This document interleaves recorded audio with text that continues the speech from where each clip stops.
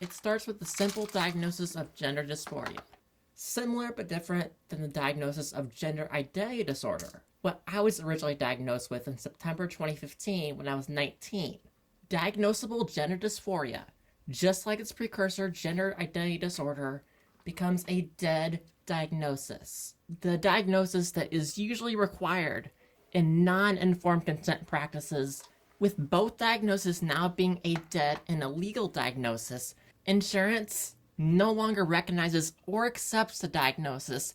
Anybody who was previously diagnosed with it is now omitted from their files, omitted from the medical history. What used to be required in close congruence with the WPATH, the World Professional Association of Transgender Health, is no longer servicing the United States of America. Blood work that monitors our blood hormone levels can no longer be obtained.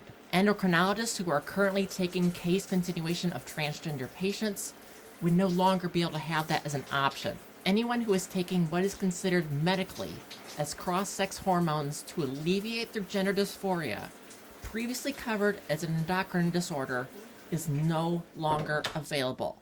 Nada. Let's take it a step further and say that the only endocrinology that is allowed within these United States is now tightly categorized as only necessary care regarding fertility issues in men and women, endocrine cancers, those going through menopause, and cisgender biological men going through age-based testosterone therapy.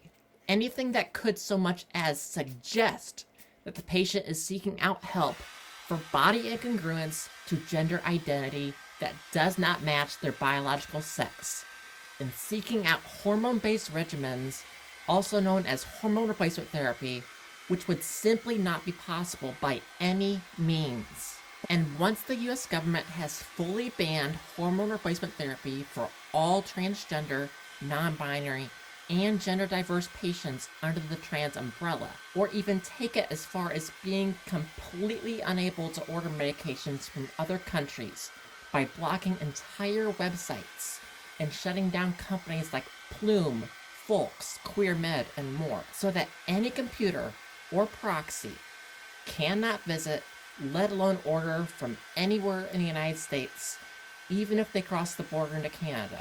Let's be honest, right now we're not crossing the border to Mexico for that. I fear that once ICE has collected enough of the people who the government considers strangers in our land, that their objective and title will change to something along the lines of TRA, also known as Transgender Removal Agency. They would have the resources, funds, and tools to unload bus after bus at Pride parades and Pride festivities in June, as well as targeting gay bars and clubs, neighborhoods known to have a large LGBTQ presence, as well as the clinics and businesses that are labeled as LGBTQ safe spaces in their windows. Next year, they could implement a tax plan that would give the US government the ability to build a prison in the middle of nowhere, Arizona, for us all to be jailed. And the plan that they have for us, it could be beyond words. The plan may involve injecting trans women with testosterone, so much so that blood hormone-wise, we're at the same level of professional bodybuilders, as well as injecting trans men with an ungodly amount of estrogen, so much so that your body thinks you're in the first trimester. It may involve withholding psychotropics to those who have been prescribed medication, along with bringing someone in that shaves the trans women's heads every 2 weeks. And the government tracks down all the doctors who have had really bad reviews by transgender patients, paying them handsomely to perform botched mastectomies on us. And you can bet that they would not separate our sleeping quarters. There will be a day when this does happen. Now, whether that day is tomorrow or in the coming months, regardless, it is a day that is imminent.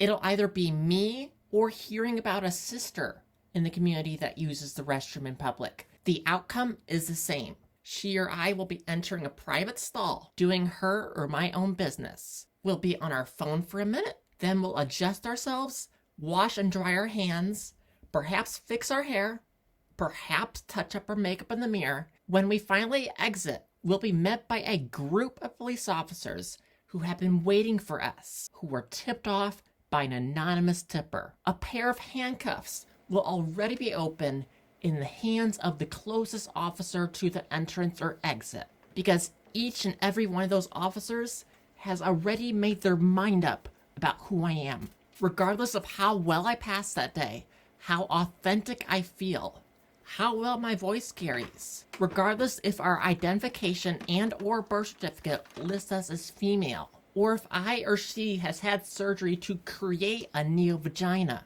None of these things will matter to them, and both she and I will both see a men's jail cell after a lovely ride in the back of a police officer's car. If I'm driving along the same long stretch of road that passes through 4 different cities, all of which I'm being trailed by a certain police officer, what's stopping him from running my plates? What's stopping him from stopping me or any one of my sisters and claiming something useless to subject me or her to a search? If he has any such suspicion that I am transgender and doesn't feel the need to call for a female cop because he believes that I am male-bodied, he would feel that he has the right to pat me down himself.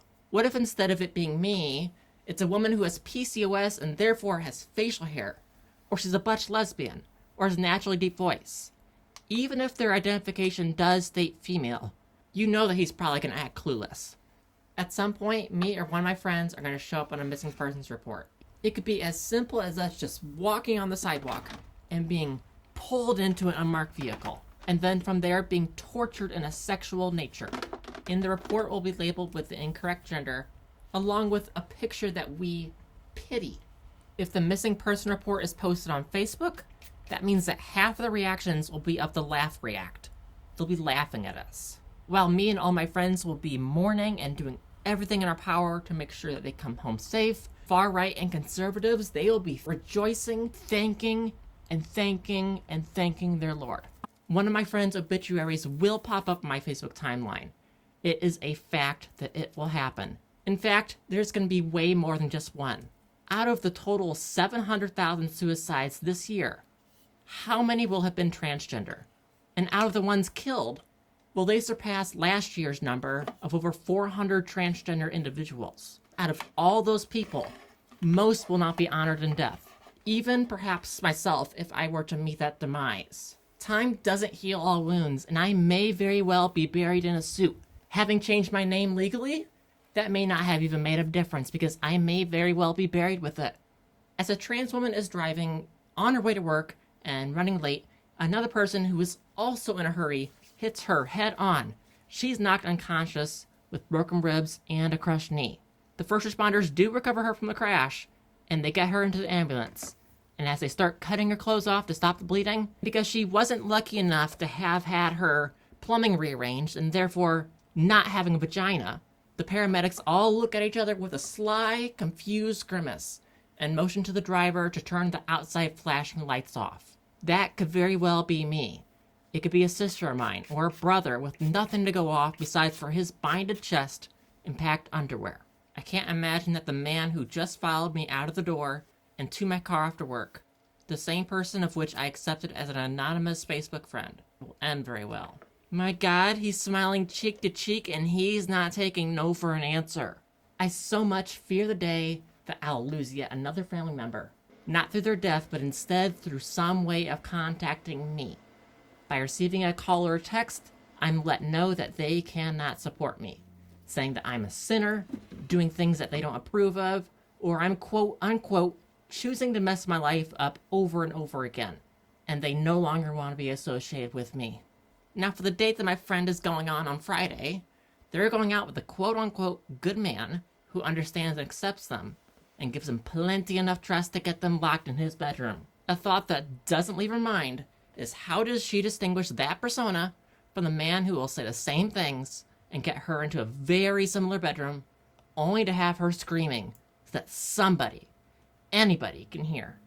One of these days, someone is going to walk into the ladies' restroom who is headstrong on not wanting anyone who's like me to be quote-unquote invading her space. She who enters and finds me about to leave through the door, she'll approach me and call me every single slur in the book without shame or mincing her words. Even the ones who shared the same restroom with me, who did not have any idea nor care that they shared the restroom with a trans woman, they will suddenly all care a great deal.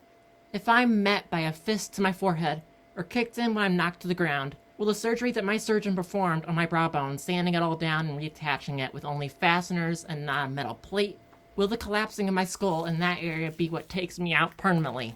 There's a chance that someone who is in Texas, Florida, or even Iowa right now, eating breakfast at the same time as me, who will come home from work to an eviction notice because a neighbor ratted out to the landlord, because they accidentally intercepted mail that was addressed to that person's dead name, and let the landlord know that they're trans. When I get to work this morning, I'm most likely going to take a minute to just breathe before I even get out of the car. I know that someone across the United States is clocking into work for the last time as an employed person today. Last night, someone's corporate put an email out to expunge and let go all the transgender employees, expressing that keeping a trans person on payroll could at some point cause a liability. Perhaps it's because the CEO is a bigot. Maybe it's because they want to find your branch or store exponentially, just so that upper management and the CEO get an even larger quarterly payout. I may be 5'9", but there are plenty who are taller than me. Ones that can absolutely pick me up by my armpits and have their friends do things to me while I'm up in the air. The next thing I'm spitting out may very well be my own blood, coming from the same mouth and the same teeth that have just recently become home to a genuine, real smile. From teeth that I, in the past few months, have successfully nursed back to health after a year of depression, sitting anger, an attempt on my life, and a dead-end relationship. I'm told to smile. I'm told that I'll look prettier and more approachable that way, even when everything in me tells me that I have no reason to. Every day as I'm putting on my shoes, every single day, I'm faced with this conundrum. Will these be the shoes that I'll be wearing if I'm put in a situation today? A situation that has me sprinting for my dear life, the group of people who collectively do not want people who are like me to be in their space, nor less in anyone's space, who not only discredit me as a woman, but discredit my humanness and begin pummeling towards me. My hips, my thighs, my breasts, they all slow me down as I can no longer sprint the way I used to. I very much run like a girl. Then and only then, once they catch me, they decide to prove themselves and tear my pants down, kicking me there. I'll be lying there with tears rushing down my face, humiliated, frozen, and wishing they had finished me off. And at the very end of the night, when my hips no longer have that feminine sway, when my voice no longer cares to go octaves up into that high-pitched level intonation, and my smile is long gone, because I just want to go home, when I look at that greasy-faced stranger and called and referred to by words that only my mirror calls me late at night. A man, a sir. But I hope that today, I'm just a tall girl, and that's it. Because that's exactly what my mirror calls me at the beginning of the day. When I have the perfect outfit and the perfect hair, and I'm ready to take on the world, and I feel beautiful and powerful. I'm literally just a transgender girl trying to avoid being clocked, trying to avoid being targeted or hate crimed. I'm just doing my best not to raise attention to myself or be looked at as a fetish. Our only mission is to not be touched weird, killed, or fetishized. That's it. And to not be considered terrorists by our own country. Sincerely, me, Andrea, and all 2.8 million of my sisters, brothers, and siblings in the trans community. All we want to be is to be left alone. Like I'm leaving you right now. Keep it authentic and keep it real.